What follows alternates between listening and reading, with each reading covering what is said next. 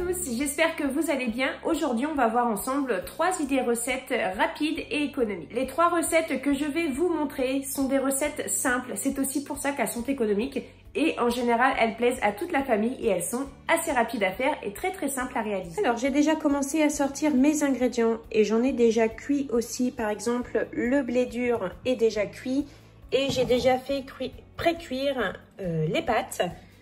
Donc, je vais faire une mitonnade de thon avec des pommes de terre, de l'oignon et du thon, bien évidemment.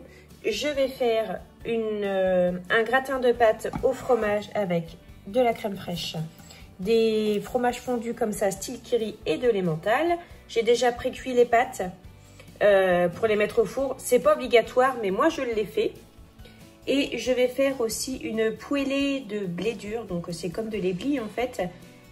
Un peu à l'ardennaise avec des champignons, de la crème fraîche, des oignons et du lard.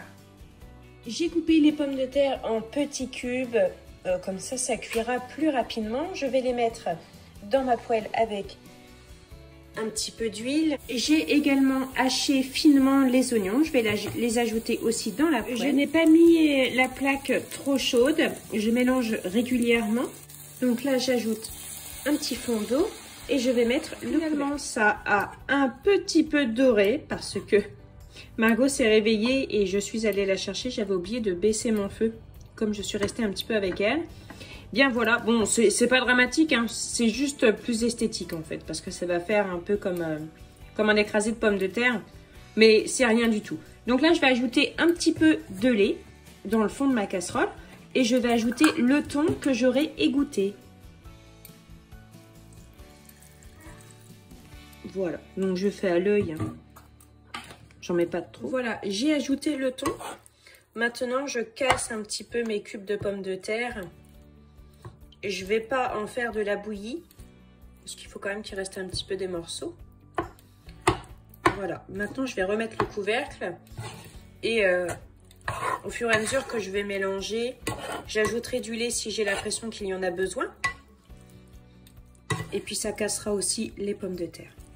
Voilà. Désormais, je vais m'attaquer au gratin de pâtes. Donc là, je vais faire fondre les petits fromages fondus, qui ne sont pas réellement fondus au final, dans un petit peu de crème fraîche liquide. C'est 10 centilitres de crème fraîche pour information que j'ai mis. Donc je vais faire fondre ça tout doucement. Je veux surtout pas que ça boue.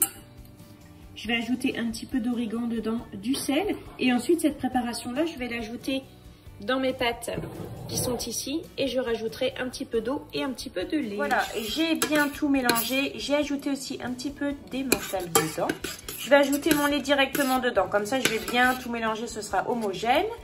Je vais mettre ça toujours sur mes pâtes et je mettrai de l'emmental par-dessus. Et voilà, le gratin est prêt. Il n'y a plus qu'à le mettre au four.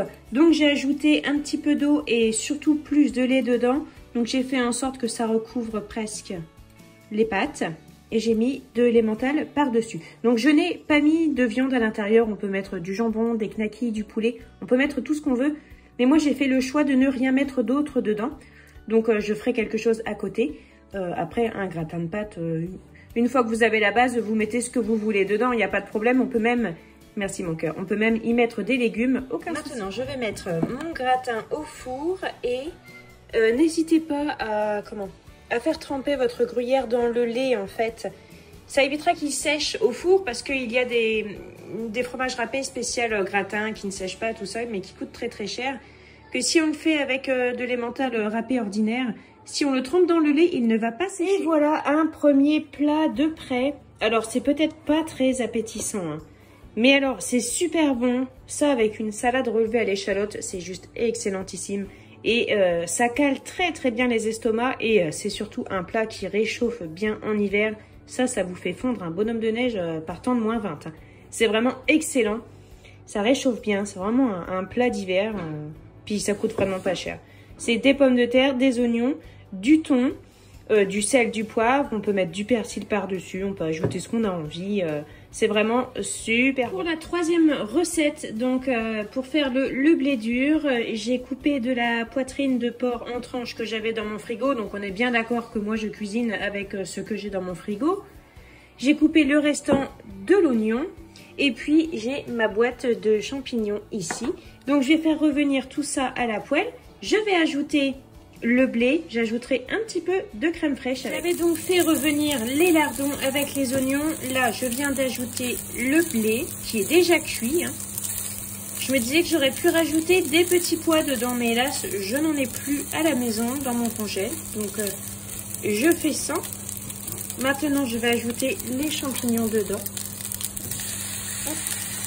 Je mélange bien. Et voilà, le mélange est terminé. Donc j'ai ajouté cette crème là.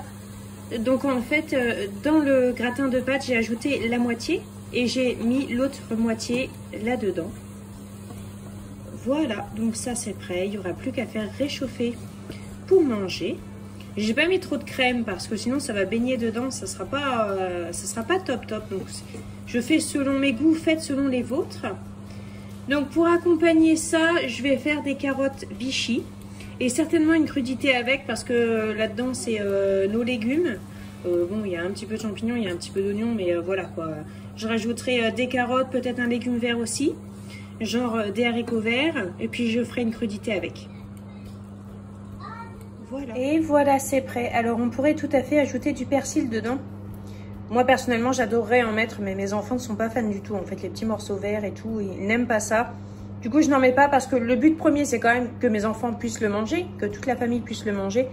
Donc voilà, je fais en fonction des goûts de chacun. C'est pareil pour vous de votre côté. Vous faites comme vous aimez, comme votre famille aime. Vous faites selon ce que vous avez dans votre frigo. Voilà, c'est terminé. Donc ici, on a la mitonnade de thon. Ici, la poêlée de blé. Et ici, le gratin de pâtes. Et voilà, donc ça ne m'a pas pris très longtemps. Le plus long, au final, c'est la cuisson. C'est prêt. Ça se conserve très bien au frigo. Ça se réchauffe très bien également. Il ne vous reste plus qu'à ajouter un accompagnement de légumes. Donc un légume vert, une crudité, ce que vous voulez. Et voilà, vous avez votre repas pour pas très cher et pour pas très compliqué.